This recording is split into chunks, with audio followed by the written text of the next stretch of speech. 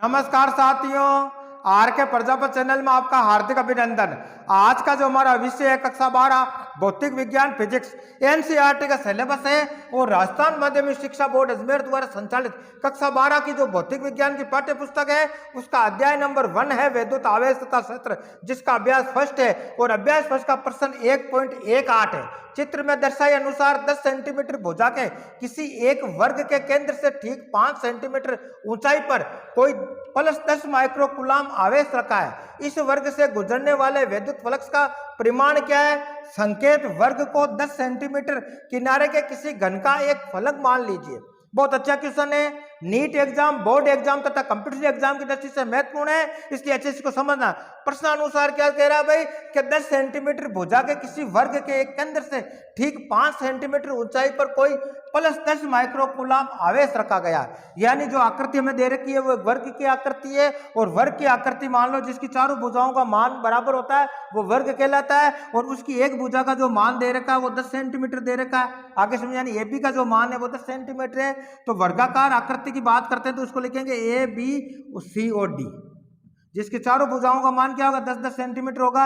यानी A B का मान 10 सेंटीमीटर और बी सी का मान भी 10 सेंटीमीटर होगा और सी डी का जो मान होगा वो भी 10 सेंटीमीटर होगा और आपके ए डी का जो मान होगा वो भी 10 सेंटीमीटर होगा प्रश्नानुसार। आगे सुन, अब प्रश्न ये कह रहा है इसके केंद्र से, यानी जो वर्गाकार आकृति है इस वर्गाकार आकृति के केंद्र से 5 सेंटीमीटर ऊंचाई पर, कितनी? 5 सेंटीमीटर ऊंचाई पर कोई आवेश क्यों रखा हुआ है जिसका मान प्रश्नानुसार +10 माइक्रोकूलाम दे रखा है। आगे समझ में आपके यहां तक क्लियर हो गया। अब प्रश्न क्या कह रहा है कि इस वर्ग से गुजरने वाले वैद्युत फ्लक्स का परिमाण क्या होगा, यानी जो वैद्युत फ्लक्स होगा फाई, वो हमें इसकी गणना करनी है। आगे समझ में। अब आगे शर्त क्या दे रहा है, संकेत क्या है कि वर्ग को 10 सेंटीमीटर किनारे के किसी घन का एक फलक मान लीजिए। यानी ये घन का एक फलक मानना है, माना कि यह घन की आकृति है और इस घन में टोटल 6 फलक होते हैं और 6 फलकों का मान समान होता है। 6 फलकों की जो आकृति होगी वो वर्ग के समान होगी। यानी जिसका एक फलक होगा उस फलक को हमने ये मान लिया वर्गाकार भाग ए बी सी और डी। आगे समझे, जो आकृति हमें वर्गाकार ये दे रखी है इसको घन का एक फलक मानेंगे ए बी सी और डी। आगे समझे, जिसमें ए बी भुजा का जो मान है वो कितना दे रखा है प्रश्न अनुसार? 10 सेंटीमीटर दे रखा है। आगे आपके समझ में। इसी प्रकार इस भाग से लगाकर यह जो दूरी होगी वो भी 10 सेंटीमीटर होगी, सी से डी की वो भी 10 सेंटीमीटर होगी और आपके ए से डी का वो भी 10 सेंटीमीटर। इसी प्रकार इस किनारे की बात करेंगे हम इस पॉइंट से कि डी से लगाकर ये पॉइंट ये भी 10 सेंटीमीटर होगा। इस भाग से बात करेंगे इससे लगाकर ये भाग ये भी 10 सेंटीमीटर का होगा। यानी जो इसके किनारों की जो माप दे रखा है वो 10 सेंटीमीटर किनारे के किसी घन का एक फलक मान लीजिए। आगे समझे। अब प्रश्न यह कह रहा है इसका केंद्र बिंदु, यानी वर्गाकार आकृति का केंद्र बिंदु से 5 सेंटीमीटर ऊंचाई पर कोई आवेश रखा है जिसका मान +10 माइक्रोकूलाम है। तो अब माना कि यह फलक है, इस फलक का यह केंद्र बिंदु ये ले लिया, इस फलक की बात कर रहे हैं। तो इस फलक से 5 सेंटीमीटर ऊंचाई पर, कितनी ऊंचाई पर? 5 सेंटीमीटर ऊंचाई की हम बात करते हैं। तो 5 सेंटीमीटर ऊंचाई पर यहां कोई एक आवेश रखा गया क्यों, जिसका मान है 10 माइक्रोकूलाम, वो भी प्लस के। आगे समझ। अब इस आकृति को नोट करो कि इस फलक से 5 सेंटीमीटर ऊंचाई पर लेंगे, यानी टोटल इसकी जो हाइट है वो कितनी दे रखी है ऊंचाई, घन के फलकों, 2 फलकों के मध्य जो दूरी मापेंगे वो 10 सेंटीमीटर होगी प्रश्नानुसार। तो ये जो भाग आएगा 5, यानी इसका केंद्र बिंदु आ जाएगा। क्या आ जाएगा भाई? इसका केंद्र बिंदु ओ आ जाएगा। यानी अब हम कह सकते हैं कि प्रश्न अनुसार जो हमें शर्त दे रखी है उस संकेत के आधार पर जो ये आवेश रखा गया है वो आवेश इसके घन के केंद्र पर रखा गया। क्यों? घन का केंद्र क्यों होगा कि फलक से 5 सेंटीमीटर ऊंचाई पर, और जैसे ही फलक से 5 सेंटीमीटर ऊंचाई लेंगे वो उस घन का केंद्र बिंदु ओ होगा। यानी अब आकृति ये समझ में आ जानी चाहिए कि जो आवेश रखा हुआ है 10 माइक्रोकूलाम, जो धनात्मक आवेश है वो आपके घन के केंद्र में रखा गया। आगे यहां तक सुन। अब यह कह रहा है इसके कारण इस घन के जितने भी फलक है उन फलकों से जो निर्गत वैद्युत फ्लक्स होगा उसका हमें गणना करनी। यानी इस जो केंद्र में रखे आवेश के कारण समस्त 6 फलकों से जो आपके निर्गत वैद्युत फ्लक्स होगा वो गाउस के नियम अनुसार हम निकालेंगे। तो 6 फलकों से टोटल कितना निकलेगा उसके अकॉर्डिंग फिर एक फलक से कितना आएगा उसमें हम 6 का भाग दे देंगे, तो हमें एक फलक से निर्गत जो वैद्युत फ्लक्स होगा उसकी हम गणना कर लेंगे। आगे समझ में आपके हो गया क्लियर। यानी इस आकृति के अंदर ये केंद्र बिंदु है इसका वर्ग का, तो वर्ग का केंद्र बिंदु से 5 सेंटीमीटर ऊंचाई पर प्लस 10 माइक्रोकूलम आवेश रखा है। अगर इसको हम किसी घन का किनारा मानते हैं 10 सेंटीमीटर का और एक फलक मानते हैं और फलक के अकॉर्डिंग इसको व्यवस्थित करते हैं तो ये आकृति बनती है। और इस आकृति के अनुसार जो आवेश रखा जाएगा वो घन के केंद्र में रखा जाएगा, जिसका घन का केंद्र बिंदु O है। क्योंकि घन के दो फलकों के मध्य जो दूरी होगी वो 10 सेंटीमीटर की होगी, तो 10 सेंटीमीटर की होगी तो कहने का अभिप्राय 5 सेंटीमीटर उसका मध्य भाग होगा, केंद्र बिंदु होगा। उस केंद्र बिंदु से यानी इस बिंदु से यहाँ की दूरी होगी वो भी आपके 5 सेंटीमीटर होगी, यहाँ से यहाँ होगी वो भी 5 सेंटीमीटर होगी, यहाँ से यहाँ होगी वो भी आपके 5 सेंटीमीटर होगी। इसको इस प्रकार भी समझ सकते हैं, इस बिंदु से यहाँ तक जो दूरी होगी वो आपके 5 सेंटीमीटर होगी। कितनी होगी भाई? 5 सेंटीमीटर होगी। और इस बिंदु से यहाँ तक होगी वो भी 5 सेंटीमीटर। इस बिंदु से ये हो गए, देखो आप, ये भी 5 सेंटीमीटर होगी आपके। और इसकी बात करेंगे तो ये भी आपके कितनी होगी? 5 सेंटीमीटर होगी। यानी जो आवेश रखा हुआ है वो आवेश क्या? घन के केंद्र बिंदु O पर रखा गया। और केंद्र बिंदु O पर जो आवेश है वो कितना है कि प्लस 10 माइक्रोकूलम है। तो इसके कारण जो विद्युत फ्लक्स होगा प्रत्येक फलक का, उसकी हमें गणना करनी है। तो इसके कारण टोटल फलकों से जो निर्गत फ्लक्स होगा वो गाउस के नियम अनुसार दिया जाएगा। और गाउस का नियम क्या कहता है? किसी बंद पृष्ठ से निर्गत फ्लक्स का जो मान होगा समस्त आवेशों का बीजगणितीय योग तथा निर्वात की विद्युतशीलता का अनुपात होता है। उस सूत्र की सहायता से हम इस एक जो केंद्र में रखे आवेश के कारण जो निर्गत फ्लक्स होगा उसका मान निकाल लेंगे। और 6 फलक है, इसका मतलब एक फलक से कितना निर्गत फ्लक्स होगा तो उसकी गणना हम करेंगे। जो टोटल फ्लक्स आएगा उसमें 6 का भाग देंगे तो प्रत्येक फलक का हमें मान प्राप्त हो जाएगा निर्गत फ्लक्स का। आगे यहां तक समझे। अब प्रश्न को हल कैसे करेंगे? तो सबसे पहले हम अब करेंगे हल। हल में क्या लिखेंगे भाई? कि प्रश्नानुसार वर्ग को 10 सेंटीमीटर किनारे के किसी घन का एक फलक मानते हैं। 10 सेंटीमीटर किनारे के किसी घन का एक फलक मानते हैं। किसी घन का एक फलक मानते हैं। एक फलक मानते हैं। आगे समझे। आगे क्या लिखेंगे कि घन के केंद्र में आवेश Q बराबर कितना रखा कि प्लस 10 माइक्रोकूलम रखा गया है।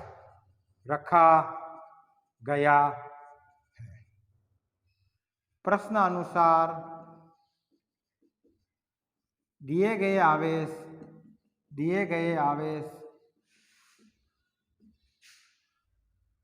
की कल्पना 5 सेंटीमीटर दूरी पर इस घन के केंद्र पर की जा सकती है। आगे समझ आपके क्या लिखेंगे भाई कि प्रश्नानुसार वर्ग को 10 सेंटीमीटर किनारे के किसी घन का एक फलक मानते हैं।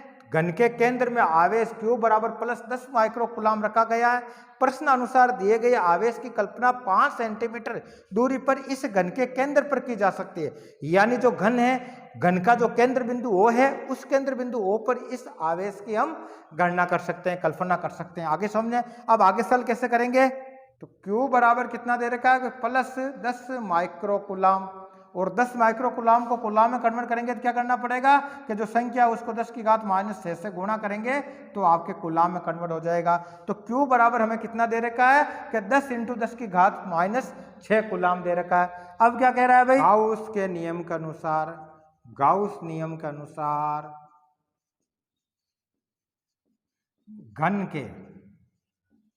घन के 6 पृष्ठों से कुल विद्युत फ्लक्स, क्या लिखेंगे? कुल विद्युत जो फ्लक्स होगा वो कितना आएगा? गाउस के नियम अनुसार वो होगा फाई टोटल बराबर होता है sigma Q upon epsilon not. क्योंकि गाउस का नियम क्या कहता है? किसी बंद पृष्ठ से निर्गत कुल फ्लक्स का जो मान होगा समस्त आवेशों के बीजगणितीय योग तथा निर्वात की विद्युतशीलता का अनुपात होता है, जिसको फाई बराबर हम लिखेंगे sigma Q upon epsilon not. और यहाँ एप्सिलॉन नॉट क्या वो बता देता हूँ। एप्सिलॉन नॉट होता है निर्वात की विद्युतशीलता। क्या लिखेंगे भाई? निर्वात की विद्युतशीलता या विद्युतशीलता। आगे समझो आपके। और जिसका मान कितना होता है भाई कि एप्सिलॉन नॉट बराबर होता है 8.85 × 10 की घात -12 कूलाम स्क्वायर प्रति न्यूटन मीटर स्क्वायर होता है। आगे समझना आपके। तो इस प्रकार इफ साइलेंस नोड की जो वैल्यू होती है वो 8.85 इंटू 10⁻12 कूलाम स्क्वायर प्रति न्यूटन मीटर स्क्वायर होता है। ये भी आप नोट कर लेना। अब टोटल सिग्मा क्यू कितना देर का समस्त आवेशों का बीजगणितीय योग होता है सिग्मा क्यू। वो प्रश्न अनुसार हमें मान दे रखा है। इफ साइलेंस नोड की हमें मान पता है तो इसकी सहायता से तो टोटल 6 पृष्ठ है, 6 पृष्ठों से कुछ जो विद्युत फ्लक्स होगा उसकी हम गणना कर लेंगे। तो 6 पृष्ठों से ये होगा, इसलिए प्रत्येक फलक से निर्गत विद्युत फ्लक्स का मान कितना आएगा भाई? 6 का ये होता है तो इसमें 6 का भाग दे देंगे तो वो हो जाएगा आपके फाई एस पर्टिकुलर सरफेस के लिए वो हो जाएगा आपके sigma Q upon if silence note. इसमें हम 1/6 कर देंगे। आगे आपके समय तो प्रत्येक आ जाएगा। आगे कैसे सरल करेंगे ये देखो आप। तो ये हो जाएगा फाई एस बराबर हम लिखेंगे सिग्मा क्यू का मान कितना दे रखा है कि 10 इंटू 10⁻⁻6 कूलाम बटावा इफ साइलेंस नोड की वैल्यू कितनी दे रखी है कि 8.85 इंटू 10⁻12 अब इंटू 1/6। आगे यहाँ तक समझ में। अब इसको आगे सरल करेंगे तो क्या लिखेंगे भाई? ये देखो 10 प्लस की 1 है और ये माइनस लिए कितनी रह जाएगी पीछे कि 10⁻5 रह जाएगी ऊपर। आगे समझे। अपॉन में क्या है? अपॉन में ये आ गया आपके 8.85 अब इंटू 6 कर देंगे इंटू 10⁻12 हो जाएगी। अब माइनस 10⁻12 ऊपर ले जाएंगे तो प्लस की हो जाएगी तो क्या रह जाएगी वैल्यू? ये देखो आप। तो हम लिखेंगे 10⁻5 इंटू 10⁻12 हो जाएगी, माइनस के प्लस हो जाएगी। अपॉन में क्या लिखेंगे भाई? ये देखो कि 8.85 इंटू 6। आगे समझे। अब 8.85 6 को गुणा करेंगे फिर संख्या में भाग दे देंगे तो इसको इस प्रकार सरल करेंगे। देखो यहाँ कितनी है 10⁻5 है, यहाँ 10⁻+12 तो माइनस प्लस माइनस हो जाएंगे और गुणा करने पर घातें जुड़ती है तो 12 में से 5 लगे तो प्लस की 7 घात रह जाएगी। तो हम लिखेंगे 10⁻7 प्लस रहेगी। अपॉन में क्या आ जाएगा कि 8.85 को 6 से गुणा करेंगे कितना आएगा? देखो यहाँ गुणा करके देखते हैं कि 8.85 इंटू 6 कितने हो गए? 5 अंक 30 का 0 आ गया, बच गए 3। 8 छंग 48 3 51 बच गए 5। 8 छंग 48 और 5 हो गए आपके 53। पॉइंट कितने 2 के बाद लगा दो तो 53.10 हो गया। तो क्या लिखेंगे? 53.10 आ गया। अब हमें क्या करना है? इसका इसमें भाग देना। तो इसको इस प्रकार भी लिख सकते हैं। इसको 100 आ गए तो इनको लिख देंगे 10⁻5 हो गई। आगे समझिए। इसको इस प्रकार भी लिख सकते हैं 10⁻7 को 100 इंटू 10⁻5 भी लिख सकते हैं। अपॉन में आ गया आपके 53.1। अब 53.1 का 100 में भाग देंगे तो वो लगभग कितनी बार जाएगा? 1 बार, फिर पॉइंट लग जाएगा, फिर 8 बार, फिर 8 बार इंटू 10⁻5। और ये किस में आता है आपको पता है कि फ्लक्स का जो मान होता है वो होता है आपके न्यूटन मीटर स्क्वायर प्रति कूलाम होता है। या तो इस प्रकार जो प्रत्येक फ्लक्स का जो मान आएगा फाई सरफेस वो आगे आपके 1.88 इंटू 10⁻5 न्यूटन मीटर स्क्वायर प्रति कूलाम। यह जो वैल्यू प्राप्त हुई हमें क्या प्रश्न अनुसार जो हमें प्रश्न पूछा गया था कि इस वर्ग से गुजरने वाले विद्युत फ्लक्स का जो परिमाण होगा वो कितना होगा? कि फाई एस बराबर लिखेंगे 1.88 इंटू 10⁻5 न्यूटन मीटर स्क्वायर प्रति कूलाम होगा। तो इस प्रकार आज के वीडियो के अंदर हमने कक्षा 12 का जो भौतिक विज्ञान का जो अध्याय था 1 नंबर विद्युत आवेश तथा क्षेत्र जिसका अभ्यास फर्स्ट का प्रश्न 1.18 को सरल किया। कल के वीडियो के अंदर अगला क्वेश्चन सोल्व करेंगे। धन्यवाद।